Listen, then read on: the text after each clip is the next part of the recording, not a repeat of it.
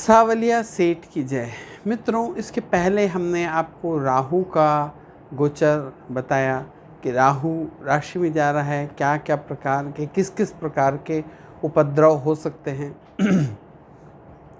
आज जो हमने वीडियो लेके आए हैं वो केतु के ऊपर है। केतु का राशि परिवर्तन तुला राशि में। मित्रों, राहु से जस्ट 7वें घर उल्टा 7वां जो स्थान होता है कुंडली में वो केतु का, दोनों एक दूसरे के बिल्कुल अपोजिट में रहते हैं। जिस प्रकार से राहु हर चीज़ को पाना और किसी चीज़ को बड़े से बड़े विस्तार देने में विश्वास रखता है, उसके बिल्कुल विपरीत केतु जो है वो अपनी इच्छाओं को संकुचित करना, स्क्विज करने में विश्वास रखता है।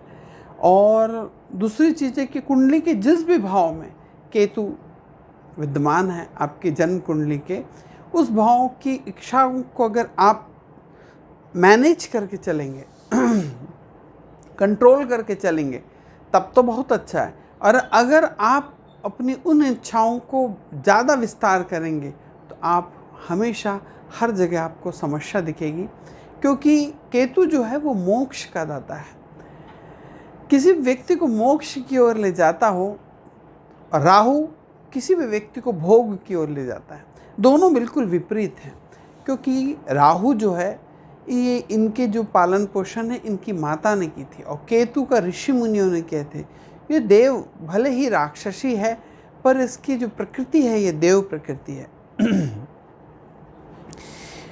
आपकी कुंडली में केतु जहाँ पर भी बैठा होगा, अगर उस भाव से संबंधित चीज़ को आप जबरदस्ती पाने की इच्छा रखेंगे या उसको विस्तार करने की इच्छा रखेंगे तो वो कम होती चली जाएगी, यानी आप उसे कटना चालू हो जाएंगे। अब देखिए कि तुला राशि, जो तुला राशि है ये पूरे भौतिक सुखों की राशि है। हमारे को जितने भी ग्लैमर दिखता है, इसके पहले भी हमने आपको वीडियो में बताया था, जितना भी ग्लैमर दिखता है, चमक धमक दिखती है, और हमारे अपनी कुंडली का जो 7वां घर होता है, 7th हाउस होता है, वो अपने पार्टनर का होता है। तो शुक्र प्रधान राशि के अंदर केतु का प्रवेश हो रहा है। तो सबसे पहली चीज़ है कि पहला इंस्ट्रक्शन है कि आप अपने पार्टनर से ज़्यादा पाने की, कुछ भी पाने की इच्छा ना रखें। आपकी जितनी भी इनकम है उसमें ठीक ढंग से अपने पारिवारिक जीवन को चलाएं, और ज़्यादा सामान खरीदना, ज़्यादा चीज़ की डिमांड करने की इच्छा इस समय में बिल्कुल ना करें। और बहुत समय से आपके बिजनेसों में अगर कहीं पार्टनर के साथ तो थोड़ी अनबन चल रही होगी, तो वहाँ पे भी अब पार्टनरशिप अलग होने की स्थिति बन गई है। पार्टनरशिप अलग हो सकती है। ये जिनके पारिवारिक जीवन में बहुत सारे लोगों के लड़ाई झगड़े चल रहे थे पारिवारिक जीवन के, अब वहाँ पे डाइवर्स की स्थिति बनने की पूरी नौबत आ चुकी है। तो इसलिए जब भी जिस भी अपनी कुंडली में जिस भी भाव में, अगर 12 भाव में जहाँ पे भी आपका केतु बैठा है और तुला राशि आपके जहाँ जिस भी भाव में जा रही है, तो वहाँ पर आपको एक्सपेक्टेशन अपनी कम करनी पड़ेगी। आपको वहाँ से ज़्यादा पाने की इच्छा कम करनी पड़ेगी। जैसे मेष राशि, मेष राशि के लग्न में राहु है, मस्तक में राहु आ रहा है, और 7th भाव यानी केतु आ रहा है। तो ऐसे लोगों को अपने पार्टनर से भी बहुत सारी इच्छाएं कम रखनी पड़ेगी, और कोई चीज़ों का विस्तार करना कम करना पड़ेगा। कभी ऐसा होता है कि ऐसा भी होता है कि ऐसे लोगों के बीच में पारिवारिक जीवन में किसी थर्ड पर्सन के आ जाने की संभावना बनी रहती है। जैसे मैंने आपको इसके पहले बताया था कि राहु अगर मेष में है तो ऐसा व्यक्ति बहुत चालाक किस्म का होता है, और उसके साथ साथ वो 2 परिवार एक साथ चला सकता है। यानी एक परिवार शादीशुदा ज़िंदगी इसके एक अलग है, और एक दूसरा परिवार एक और अलग है, और दोनों को छुपा के रख सकता है।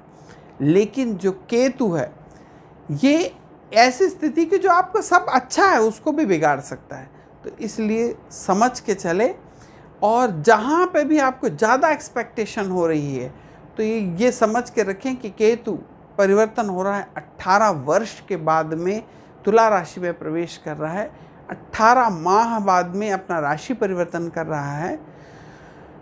तो आपको सब चीज़ें समझ के करनी है। जैसे कि अगर किसी व्यक्ति के केतु भाग्य भाव में है तो आप देखेंगे उसको भाग्यगत बहुत कम चीज़ मिलती है, बहुत हार्ड वर्क करके चीज़ मिलती है, क्योंकि ये मोक्ष का दाता है। वो आपको अध्यात्म की तरफ ले जाएगा और आपको अध्यात्म से जोड़ के मोक्ष की तरफ ले जाए। जैसे राहु है वो भौतिकता की ओर आपको खींच रहा है, चमक धमक की ओर आपको खींच रहा है, और केतु आपको सब चीज़ से अलग करके अध्यात्म की ओर ले जाने वाला है, आपको मोक्ष की ओर, सब चीज़ को छुड़ा देने वाला है। नहीं, कटिंग बीच से काट देगा, वो आपको छुड़ा के मोक्ष और अध्यात्म की ओर लेके जाने वाला ग्रह है। तो दोनों की प्रकृति बिल्कुल विपरीत है। तो तुला राशि के अंदर आने वाला जो केतु है ये सभी राशि वाले लोगों के लिए जो एक्सपेक्टेशन है, आपकी भौतिक जो भी एक्सपेक्टेशन है, सुख की जो एक्सपेक्टेशन है, उनको भी थोड़ा कम करके रखना पड़ेगा, आपको समझ के चलना पड़ेगा। पार्टनरशिप वाली जहाँ पे भी कोई बात है वहाँ पे भी आपको झुक के चलना पड़ेगा। आपके पार्टनरशिप में जितने बिजनेस पार्टनर हैं, अगर कहीं कुछ गलत भी लग रहा है, अगर आप झुक के चलेंगे, समझ के चलेंगे, अपनी गलती को मान के चलेंगे, तो वहाँ पे तो सब कुछ ठीक होने वाला है और सब कुछ बढ़िया चलेगा। और अगर आपने अपनी अकड़ नहीं छोड़ी, अगर आप अड़े रहे कि नहीं मैं ही ठीक हूँ, तो ज़रूर से ये आपको बीच में ब्रेक देगा और अलग कर सकता है। तो इसलिए मित्रों, इसका सबसे अच्छा जो तरीका है इसको बैलेंस करने का है, केतु को जब भी बैलेंस करना है तो आपको झुक के चलना पड़ेगा। कई जगह परिवारों में ऐसा डाइवर्स की स्थिति आ गई है, तो उसमें भी केतु ही उसका कारक है, तो वो आपको उस जगह से काट देता है। अब देखिए 18 वर्ष के बाद में केतु तुला राशि में प्रवेश कर रहा है, क्योंकि इसका जो एक गोचर होता है, एक राशि में ये 18 माह यानी 1.5 साल रहता है।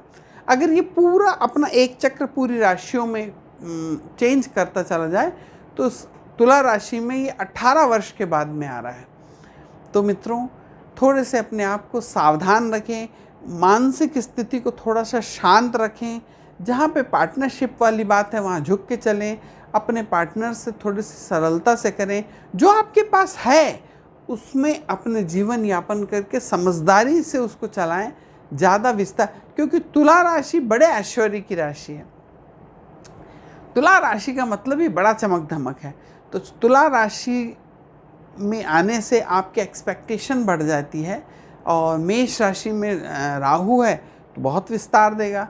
तो जो नई चीज़ें आपको बनाना है या जो आपको फाइनेंशियल कोई सपोर्ट लेना है या कोई राय लेनी है, तो किसी से पूछ के ही आगे बढ़ें, अन्यथा ये आपको उस स्थिति को ब्रेक कर देता है, तोड़ देता है।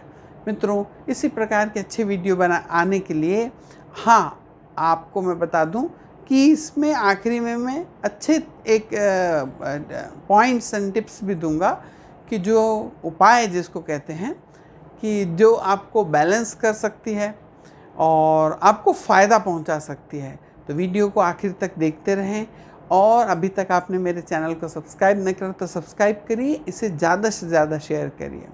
जब आप किसी की सहायता करते हैं, जब भी आप किसी की सहायता करते हैं तो वो केतु को प्रधानता देता है।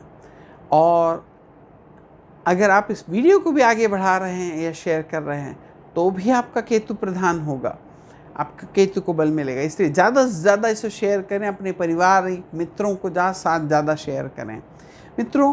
और या तो ऐसे लोगों की हेल्प करें जो सामाजिक स्तर के ऊपर में जिनका कोई स्टेटस नहीं है, जैसे कि ऐसे कुछ लोग हैं, गरीब लोग हैं जो सड़कों के ऊपर भिक्षांत करके अपना वो कर रहे हैं, या कोई ऐसे लोग हैं जो संत लोग हैं जो बड़े संतों के अंडर में रह रहे हैं, जिनका खुद का कोई ज़्यादा आइडेंटिटी नहीं है, ज़्यादा लोग उनको जानते नहीं हैं।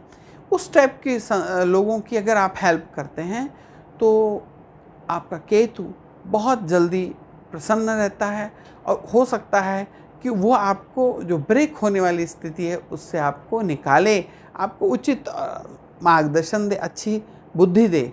भगवान गणपति की आराधना करें इस पीरियड में।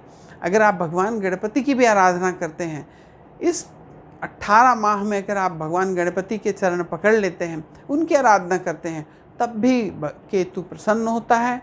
माता सरस्वती की पूजा करने से भी राहु और केतु प्रसन्न होते हैं। इसी शुभ इच्छा से कि आप वीडियो को देखते रहें, सब्सक्राइब करें और ज़्यादा से ज़्यादा शेयर करें। इस शुभ इच्छा के साथ राधे राधे।